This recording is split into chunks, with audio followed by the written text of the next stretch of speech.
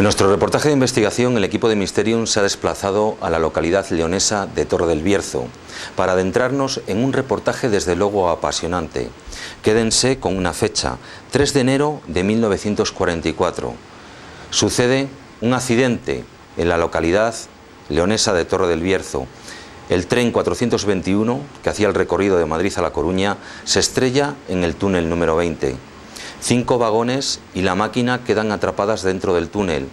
Envueltos en llamas y en humo, las escenas debieron de ser espeluznantes y dantescas. Un halo de silencio instauró el régimen autoritario que había en España en aquella época. Nunca se conoció con exactitud el número de víctimas mortales. Algunos estudiosos aseguran que se abre un abanico entre 250 y 1000 personas fallecidas. Desde luego, una tragedia ferroviaria la más importante que ha habido en la historia de España. Pero vamos a mostrarles algo más, algo insólito, algo sobrenatural. Y es que un extraño revisor avisó 3 días antes del accidente que estaba por suceder. Pero esta vez no es una leyenda, tenemos el documento auténtico que así lo avala, un auténtico expediente X, una sorprendente premonición. Les dejo con un reportaje de investigación apasionante, El revisor fantasma.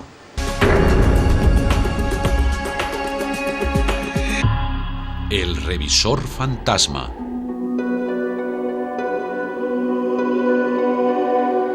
Imaginamos que usted habrá oído hablar de personas que tienen sueños premonitorios y que son capaces de intuir una tragedia antes de que ésta se haga realidad. A lo largo de la historia, son numerosos los casos registrados de individuos que bien a través de sueños o de visiones han sentido una tremenda angustia al ser advertidos de unos trágicos hechos que irremediablemente se convertían en realidad en un futuro, para desgracia de los propios involucrados. Más extraño si cabe son las advertencias efectuadas por extraños personajes que han advertido de los peligros en un vis a vis a las futuras víctimas. Es bien conocida la famosa historia de la chica de la curva, quien con aspecto desaliñado es recogida por un conductor en su vehículo en una noche solitaria y transcurrido parte del recorrido le dice que tenga prudencia en la próxima curva, ya que ella falleció en ese mismo lugar en un accidente de tráfico algunos años atrás. Cuando el conductor se vuelve, después de digerir esas palabras, la chica ha desaparecido como por arte de magia.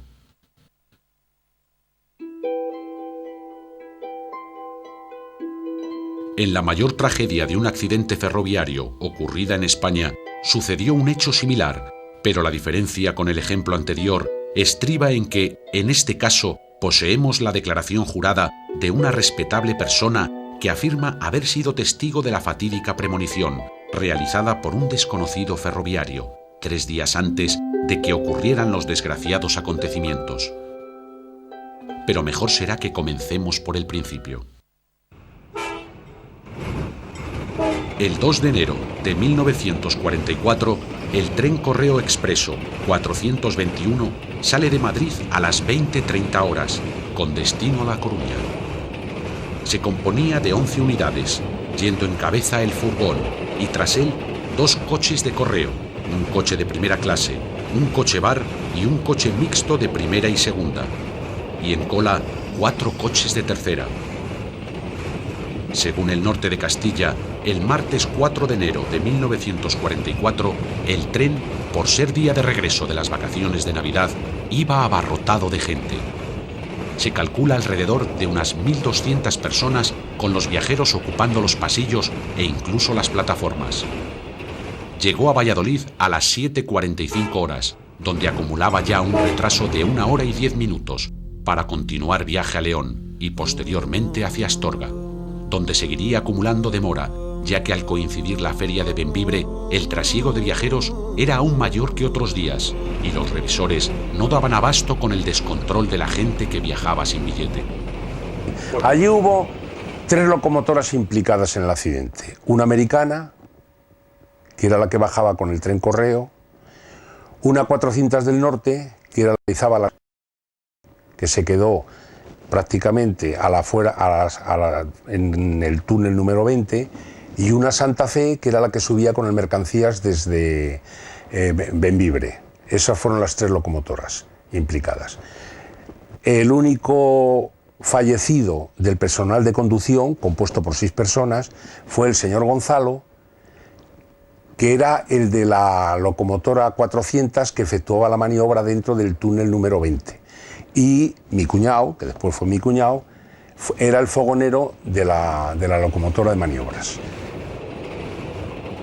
En Astorga, antes de iniciar el descenso del puerto del Manzanal, se tensaron los frenos de la segunda de las locomotoras, porque parecía tener problemas. En la estación de la Granja, los maquinistas de la doble tracción detectaron el caldeo de uno de los ejes, lo que hizo que se tomara la decisión de desenganchar una de las locomotoras, dejando a la titular, que era la que tenía problemas en los frenos, sola a la hora de descender el puerto. El tren Correo llegó a León. Llegó a León con una locomotora de tipo montaña, la 4620. La 4620 pues finalizaba su servicio de remolcar ese tren en León y se cortó y se retiró. Lo que estaba previsto era continuar con una americana de la antigua Compañía del Norte, que era la 4532. 4532. Y después, entre lo que era el depósito, que era León, donde se hacían las reparaciones más o menos de envergadura, y la reserva de Torre del Bierzo, pues siempre había un trasiego de locomotoras que prestaban servicio en Torre del Bierzo y que venían a reparar, a hacer la visita a León. Entonces, ¿cómo se hacían para evitar circulaciones? Se acoplaba esas locomotoras que por otra parte tendrían que circular aisladas, sin tren, se acoplaban a los trenes para evitar una circulación. Hay que darse cuenta que el bloqueo existente en aquel entonces era el bloqueo telefónico. Entre estación y estación no podía circular nada más que una circulación. Si se acoplaba a un tren, pues era una circulación y se evitaba ya otra, para darle más capacidad a la línea, ¿no? Entonces aquí se le acopló una mastodonte, que después se les llamó tipo Renfe debido a la cantidad de locomotoras que se construyeron de ese tipo de rodadura, que era una mastodonte, la 2444. La 2444 figuraba acoplada al tren porque no necesitaba la carga del convoy, no necesitaba una doble tracción, y en aquel trayecto que era posible dar la doble tracción, pues la daba esta locomotora, que sería, calculo yo, que de Porqueros al túnel 1, que es donde empieza la bajada del puerto de Brañuelas, que es ferroviariamente como lo conocemos, que por carretera todo el mundo le llama el puerto de Manzana. El maquinista informó del peligro que suponía continuar el viaje en ese estado, pero fue presionado por las autoridades ferroviarias a proseguir ruta para no acumular más retraso, que a esas alturas superaba ya las 3 horas.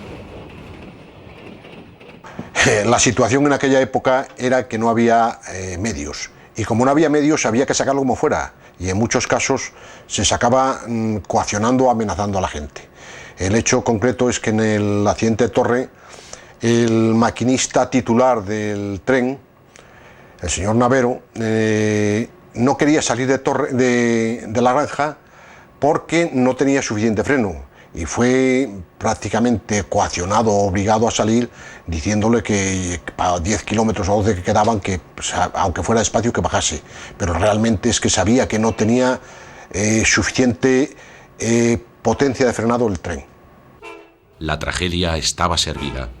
El tren fue incapaz de frenar en la estación de Albares y siguió ganando velocidad a medida que descendía el puerto del Manzanal.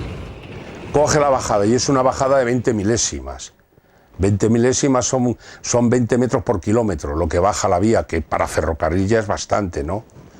Y llega a la estación de la Granja, y en la estación de la Granja ya tuvieron dificultades para parar. ¿Cómo pararon?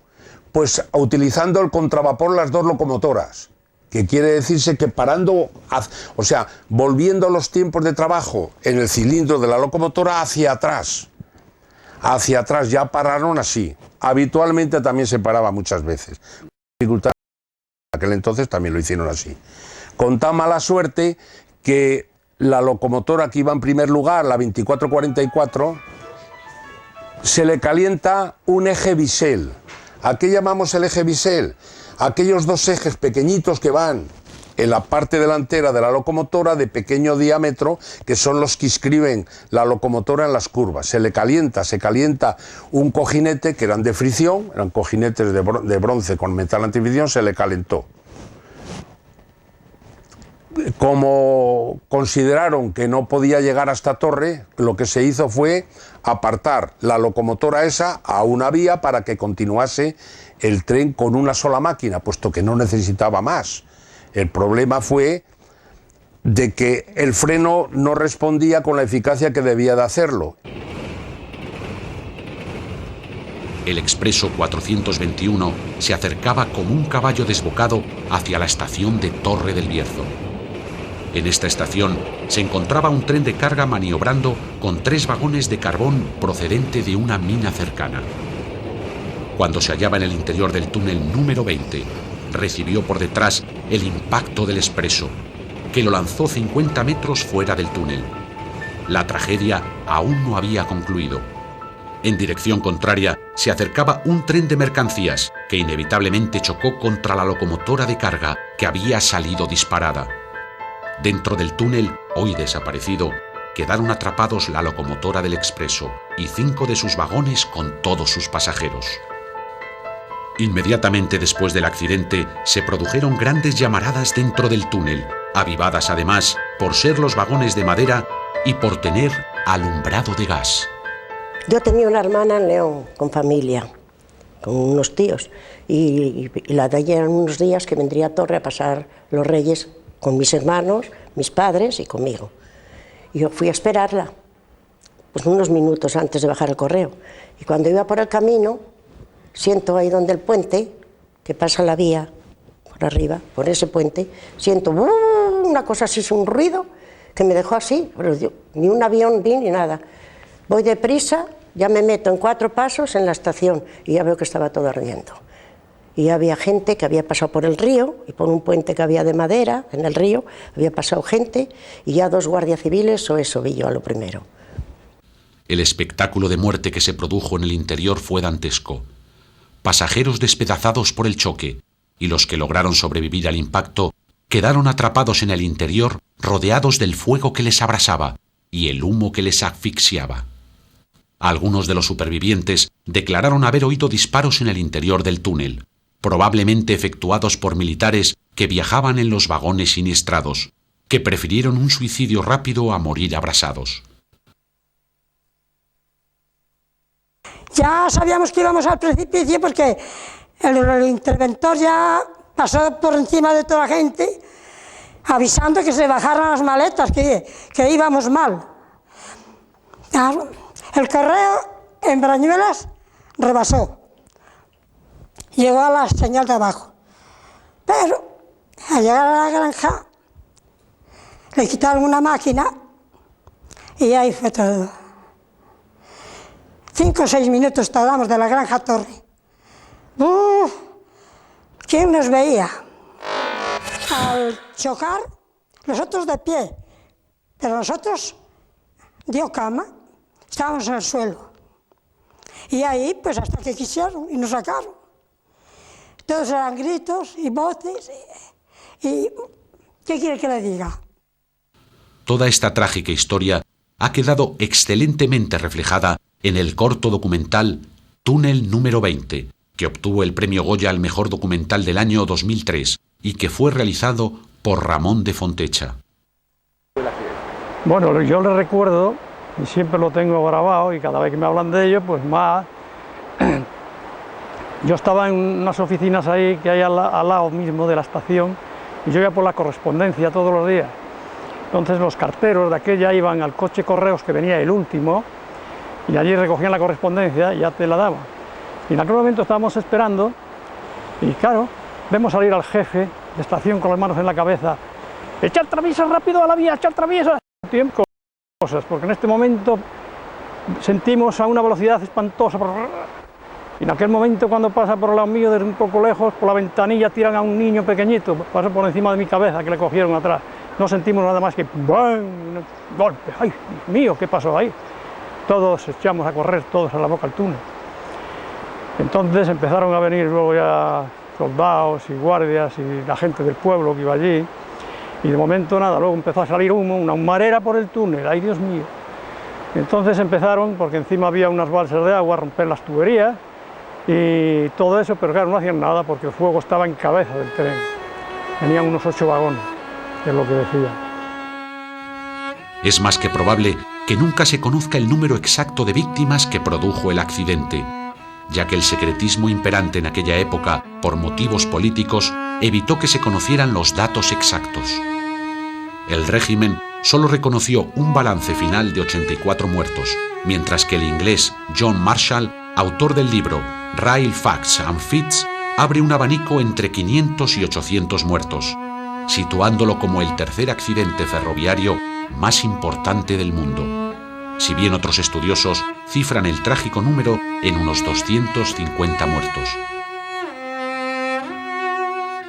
Yo voy a decir, o sea, lo que yo después he podido leer, lo que te comentaba anteriormente, ¿no? En la Galería Jarros de Londres había un libro que lo pude ojear, y se trataba de los mayores accidentes ferroviarios que habían surgido en el mundo y hablaba de 187 muertos, ¿no? Es posible que fuesen más, pero no tampoco aquella cifra tan abultada que se llegó a hablar de tantos, puede ser pasasen de 200, eso estará la línea por a lo mejor 220, 230 más o menos.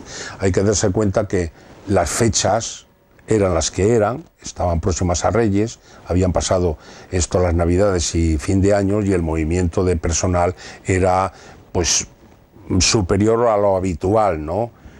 También hay que tener en cuenta de que no todo el mundo que viajaba en aquel entonces llevaba el título de viaje, el billete, sino que iba pues de polizón.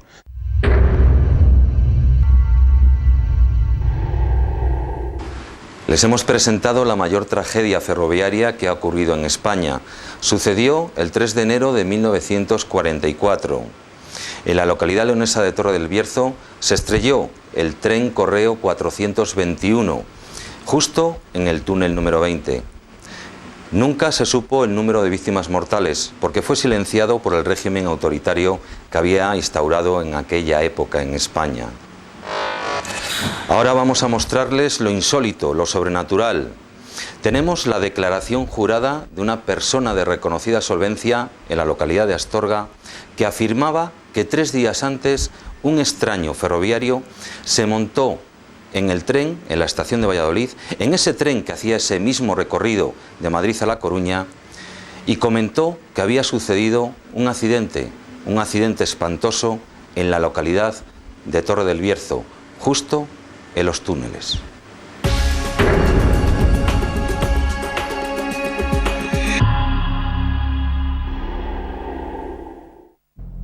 Pero lo más singular y extraño de esta desgracia es que quizás se pudo haber evitado si alguien hubiera tenido en cuenta la advertencia que un extraño ferroviario hizo 3 días antes de que sucedieran los hechos. El día 9 de enero de 1944, Pablo Herrero, persona muy respetada y reconocida a solvencia en la ciudad de Astorga, se presentó en la comandancia de la Guardia Civil de esta encantadora población para realizar la siguiente confesión: que habiendo montado como viajero a las 17 horas aproximadamente del día 31 de diciembre último en el departamento de Segunda del tren expreso 405 en la estación del norte de Madrid, en cuyo departamento venían otros varios viajeros, y al llegar sobre las 23:30 a la estación de Valladolid, penetró en aquel departamento un ferroviario, portando una cesta, que supone servía para llevar la merienda, y un capote de ferroviario, teniendo aproximadamente la edad de 40 o 50 años, el que dijo a los viajeros que en la estación de Torre y en los túneles había un accidente, y como en dicho departamento viajaban personas que se dirigían a Galicia, quisieron cerciorarse de si era un hecho real, por lo que le preguntaron si en efecto estaba seguro de que había ocurrido tal siniestro. Contestando que no podía asegurarlo, pregunta esta anterior hecha con el objeto de apearse en León o en Astorga en caso de confirmarse el accidente. Estos hechos los ponía en conocimiento de las autoridades, ya que el accidente sucedió apenas 3 días después de la profética advertencia, para que se practicasen las diligencias oportunas, ya que en Valladolid se ubicaban los talleres de Renfe, por lo que se sospechaba que el intuitivo ferroviario podría pertenecer a ellos. Así consta en el acta que obra en nuestro poder, firmada por el primer jefe don Rafael F. de la Vega y Soto, sellada en la 11ª Comandancia de la Guardia Civil. Se iniciaron las oportunas diligencias para intentar esclarecer los hechos, ya que todo apuntaba a que el hecho de conocer la existencia del accidente cercana a las fechas en las que se produjo podía implicar a este ferroviario en algún acto de sabotaje programado que se hubiera intentado realizar contra el Expreso. El juez especial de accidentes ferroviarios envió un escrito a los jefes de estación de Valladolid, Ventadebaños, Palencia y León, para que se realizase una investigación pormenorizada, que se desestimó debido a que se encontraron demasiados ferroviarios ubicados en los referenciados talleres de Valladolid que atendían a esas señas. La hipótesis más racional nos induce a pensar que el extraño ferroviario pudiera haber estado al corriente de que iba a realizar un acto de sabotaje en las proximidades de la localidad de Torre del Bierzo. Algo, por cierto, bastante común en esa época, debido a la rebeldía que muchas personas demostraban hacia el régimen autoritario instalado en España. Pero esta hipótesis no parece probable por diversos factores. El accidente no se produjo porque algún objeto estuviera atravesado en las vías, o las mismas se encontraran cortadas, lo que hubiese provocado un fatal descarrilamiento, sino que se produce, como ha quedado demostrado a lo largo de este reportaje de investigación, por las continuas negligencias y presiones de varias personas interesadas en que el tren llegara a su destino. Además, si el misterioso aviso se hacía con la intención de evitar víctimas, este extraño ferroviario debería de haberse dirigido a las autoridades de la estación de Valladolid, y no a los viajeros de un solo vagón como lo hizo. Quizás, precisamente la hipótesis más racional en este caso sea la sobrenatural, es decir, ¿acaso tuvo esta persona un sueño premonitorio o quizás una alucinación en un estado consciente que le transportó 3 días en el tiempo, permitiéndole adelantarse a los acontecimientos? En este caso, las dudas que expresó cuando fue interrogado por los otros viajeros sobre el siniestro indicarían su confusión mental ante dicha experiencia paranormal. Si fue así, ¿quieren estos hechos darnos a entender que el destino ya está escrito? ¿Acaso el propio revisor fantasma viajaba en ese tren fatídico el 2 de enero de 1944 y lo que le fue adelantado no sería otra cosa que el preámbulo de su propia muerte?